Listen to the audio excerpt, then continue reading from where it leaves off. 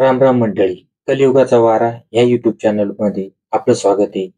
आपल्याला आजची सत्य घटना बघायची. जंगलात घडले अमंगल, म्हातारपणात शरीर संबंध आले अंगलट. ही घटना कुठं घडली आणि काय घडली आणि कोणाशी घडली? याच्यासाठी आपल्याला जायचं जळगाव जिल्ह्यातील तालुका पारोळा आणि गाव आहे सोमठाणा. या सोमठाण्यातला अनिल गोविंदराव चंदनशिव हा तरुण आपल्याला पहिला समजून घ्यायचा आहे. हा समजला म्हणजे तुम्हाला कहाणी सर्व समजायला सोपी जाईल. कारण अनिल चंद्रशिव हा अविवाहित तरुणी. ही अविवाहित असून त्याला फार व्यसनाचा अधीन झालेला. गुटखा खाणं, दारू पिणं, गांजा ओढणं, सर्व सर्व व्यसन, कोणते व्यसन. आणि त्याची सर्वात मोठी एक खोड होती. याची खोड म्हणजे कोणाकडून उसने पैसे घेणे आणि पुन्हा त्याला तोंड न दाखवणे. म्हणजे तोंड न दाखवणे म्हणजे त्याचे रिटर्न न करणे. असा हा युवक आणि हा नेहमी करता गावचा जरी तो सोमठाणा गावचा जरी लहानशा खेड्यातला जरी असला तरी हा नेहमी नेहमी नेहमी नेहमी तुम्हाला कुठेच सापडणार नाही. हा फक्त तुम्हाला पारोळा किंवा अंमळनेर या 2 तालुक्याच्या ठिकाणी तो नेहमी राहायचा. कारण ते जवळ-जवळ तालुके आणि नेहमी तिथंच राहायचा. तिथं कोणी भेटतंय का? काही कोणी दारू पाजतंय का? कोणी काही करतंय का? आणि अशातून त्याच्या ओळखी काही विविध महिलांसोबत झाल्या. आणि महिला कोणत्या? प्रत्येक महिला ही 40 ते 45-50 च्या आतल्याच महिलेसोबत त्याची ओळख आणि यांच्यासोबत त्याचे शारीरिक संबंध. बघूया याच्यातून काय काय गुन्हा घडलाय आणि कसा कसा घडलाय. ह्यो जो होता पारोळ्यातला. आणि तिथून एक वैजंताबाई ही तिचं माहेर होतं एरंडोल. एरंडोल मधली असल्यामुळे तिचं काय आणि तिचं सुरत त्या ठिकाणी तिला दिलेलं होतं. मग ती काय करायची, एरंडोलून येताना तिच्या पारोळ्यात आली आणि आल्यानंतर हा बस स्टँडवरच बसेल होता वाट पाहत असं. म्हणजे कुठं बघते का, कोणी येते का, कोणती शिकार हाताशी लागते का, याच्यासाठी तो बस स्टँडवरच राहायचा.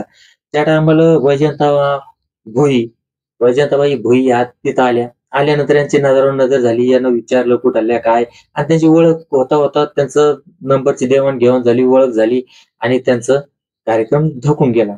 आता ह्या काय अशा ह्या जायच्या सासरला जायच्या, सासरहून कधी माहेरला येणं, जाणं येणं त्यांचं चालायचं. आणि ते आल्यानंतर त्यांचं कधीच्याला पण भेट व्हायची. भेट झाल्यानंतर यांचा रंगारंग कार्यक्रम व्हायचा. आता हा जो आहे, हा अनिल चंदनशिव हा काही धुतल्या तांदळात नाही. म्हणजे हा वाया गेलेला तरुण, एक मोकाट सुटलेला तरुण होता. याचं लग्न व्हायला नव्हतं. याच्या घरी एक आई होती, एक भाऊ होता. आणि याचे वडील, विशेष म्हणजे याचे वडील हे वन विभागाच्या नोकरीला होते म्हणून याला पूर्ण जंगल परिसर याला माहिती होता. कारण वडिलांसोबत जाणं येणं होतं त्याचं, त्याच्यामुळे त्याला त्या परिसराची चांगली बारकाईने माहिती होती. हा एक दिवस असाच उगवला. वैजंताबाई वैजंताबाईला यांनी फोन केला की सांगितलं, "बुवा मला तुमच्याशिवाय करमून नाही राहिलं. काय नाही, तुम्ही कधी मला भेटायला येणार, कधी येणार, काय येणार?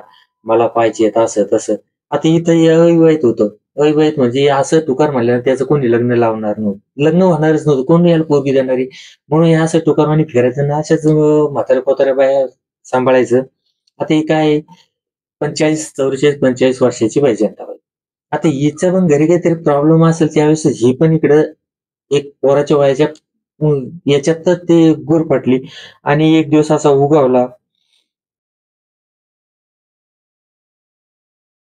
उगवला म्हणजे 4 मे 2025 हा दिवस उगवला. त्यानं सकाळी फोन लावला आणि सांगितलं की वैजंत मला तुझ्याशिवाय करमून नाही राहिलं, तू मला भेटायला केव्हा येणार? त्याने सांगितलं, तू जर बोलवत जर असेल राजी खुशीनं, मी आजच तुझ्याकडे येऊ शकते. आणि त्यांनी रात्रीची गाडी म्हणजे दिवसाची गाडी 2:30-2च्या टायमाला त्यांनी गाडी धरली. गाडीत बसल्यानंतर तिकीट काढलं आणि त्या वैजंताबाई या धुळेला निघाल्या.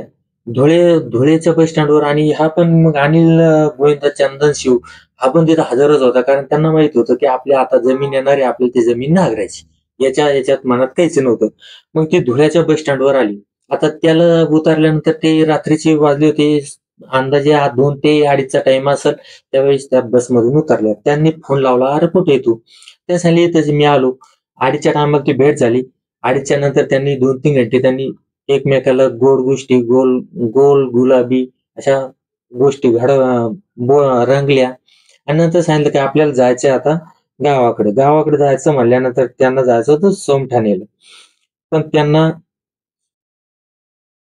सोम ठाण्याला जायचं म्हणल्यानंतर गाडी कुठे, गाडी तर आता रात्रीची गाडी तुम्ही बघता मित्रांनो, रात्रीची गाडी कोणतीच गाडी ही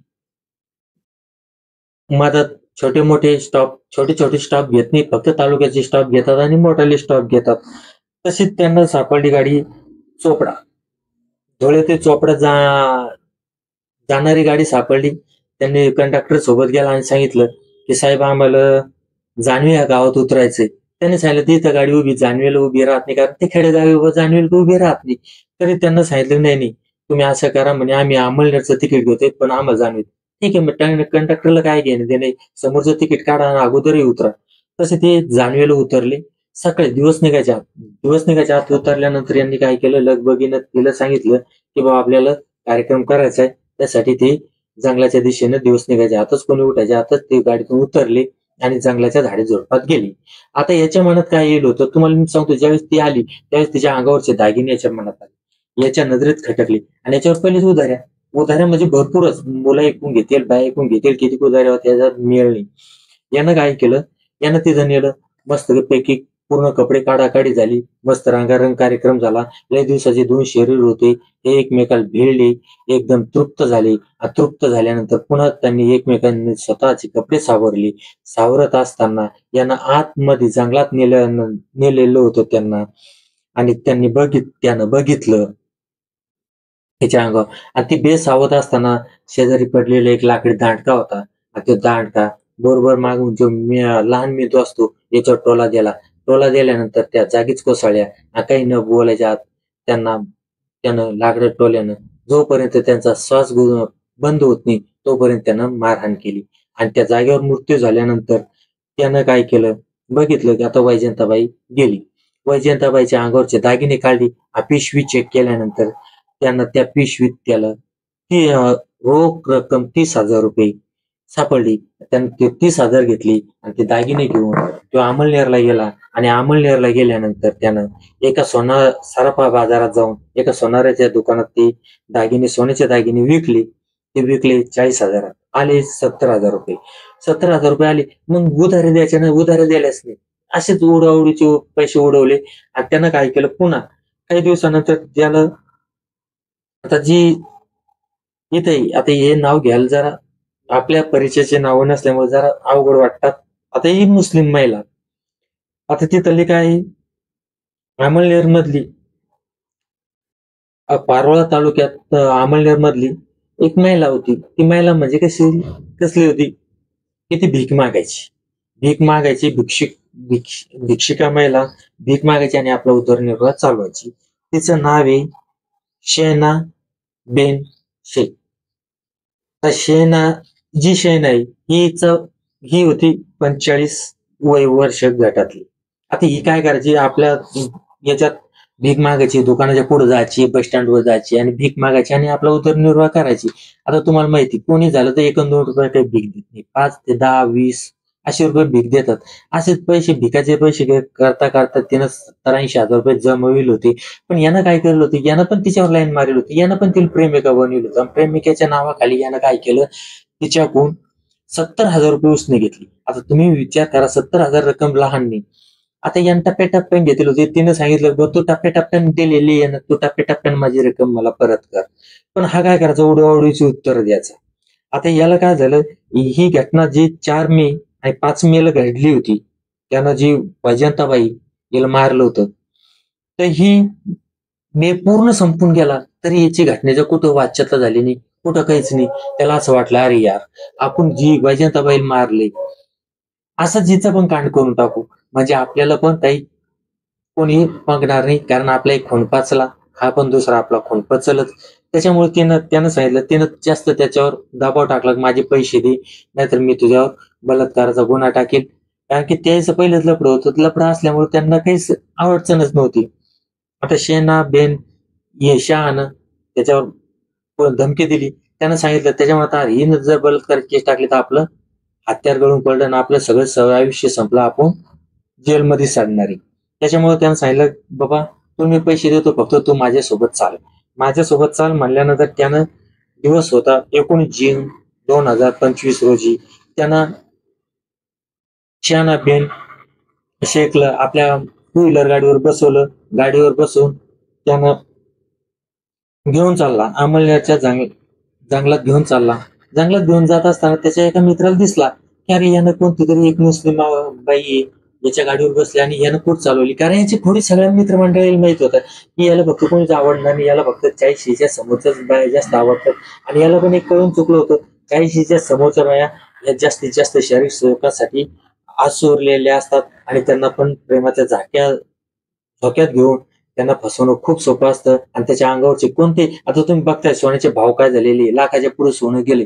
एक एक ग्रॅम जरी सोनं जरी असलं मित्रांनो, 10 ते 12 रुपये कुठेच जात नाही. याच्या हिशोबाने त्यानं त्या बायांना, आणि प्रत्येक स्त्रीच्या अंगावर हे 4, 5, 10, 5 ग्रॅम किंवा 1 तोळा सोनं असतं म्हणजे असतं प्रत्येकीच्या कानात. नुसतं जर किडूक मिडूक म्हणलं, एखादा मनी जर म्हणलं ना, तर ते 1 ग्रामच्या पुढे असतं. त्याच्यामुळे त्यांना काहीच नाही.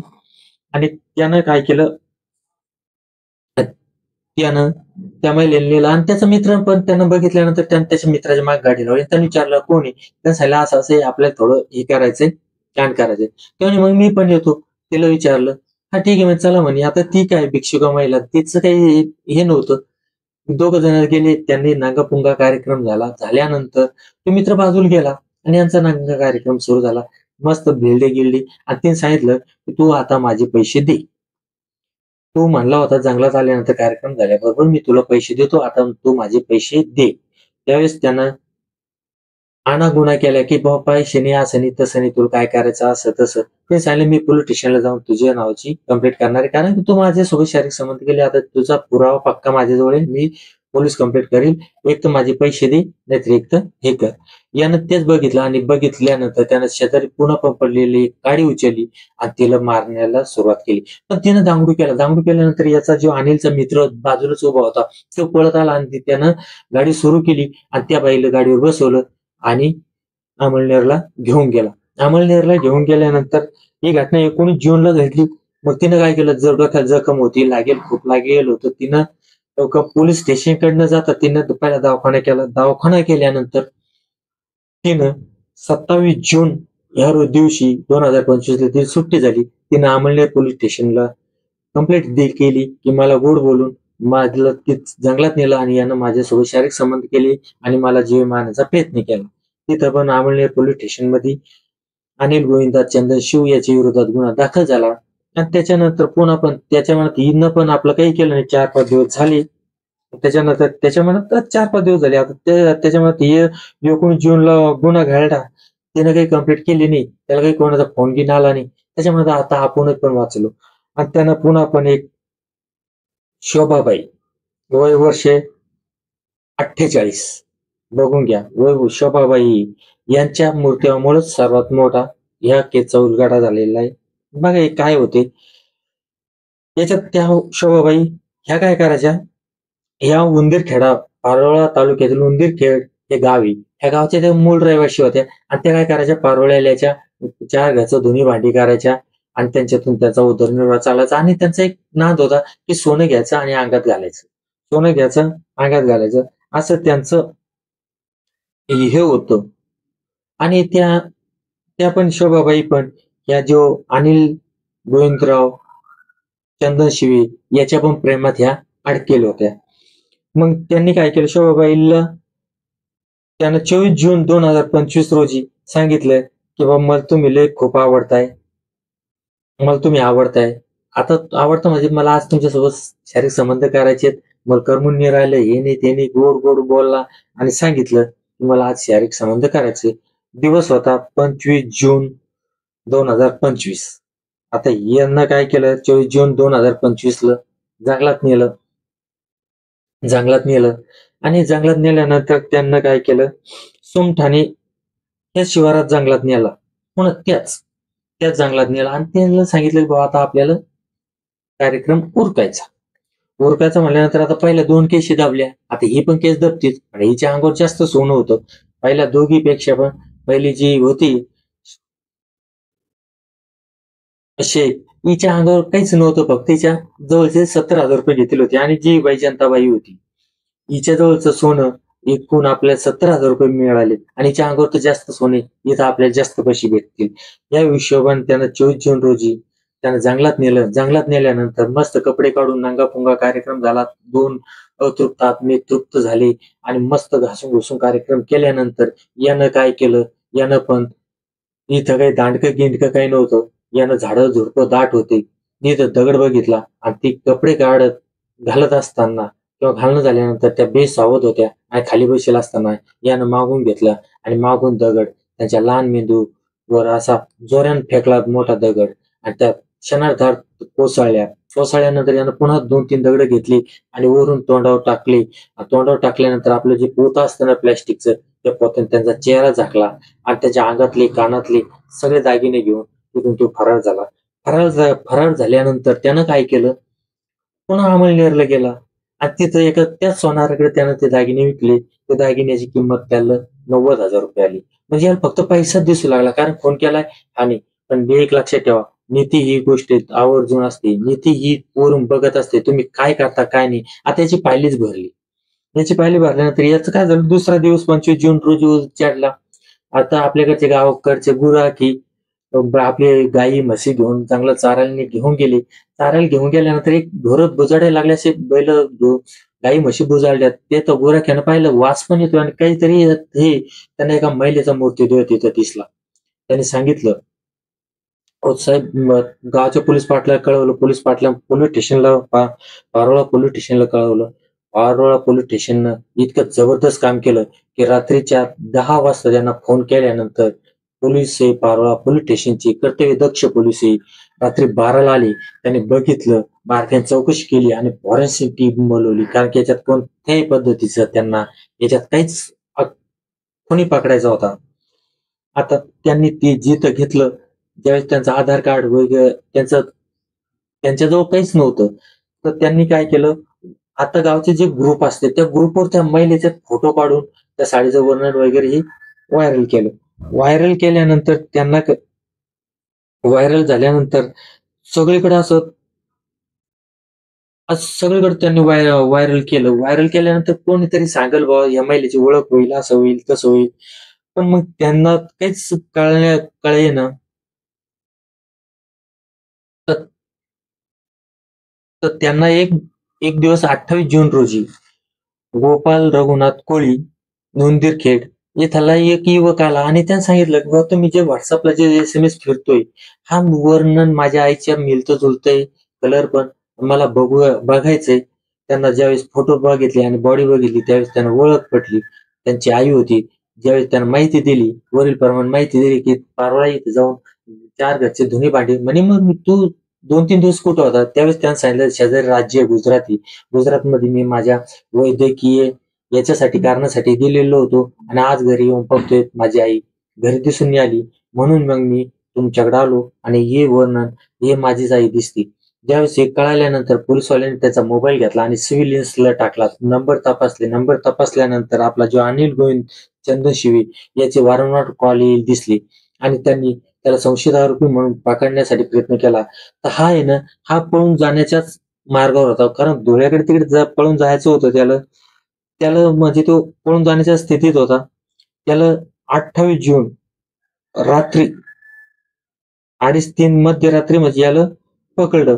पकडल्यानंतर याला खूप पोलिसवाल्यांना धुतल्यानंतर त्याला आणलं आणि पारोळा पोलीस स्टेशनला आणल्यानंतर त्याचं ज्यावेळेस रिमांड घेतलं, त्यावेळेस पुन्हा अमळनेर, पारोळा पोलीस स्टेशन आणि अमळनेरचं ही घटना आणि पुन्हा पारोळ्यातूनच त्यांना ठाण्याचा पोलीस पाटलाचा फोन आला आणि सांगितलं, की बाबा आमच्या पण इथं जंगलात जे जंगल आहे, त्या जंगलात तिथं एक घाण असा वास येतोय आणि तिथे एक मृतदेह कुंजलेल्या अवस्थेत आहे.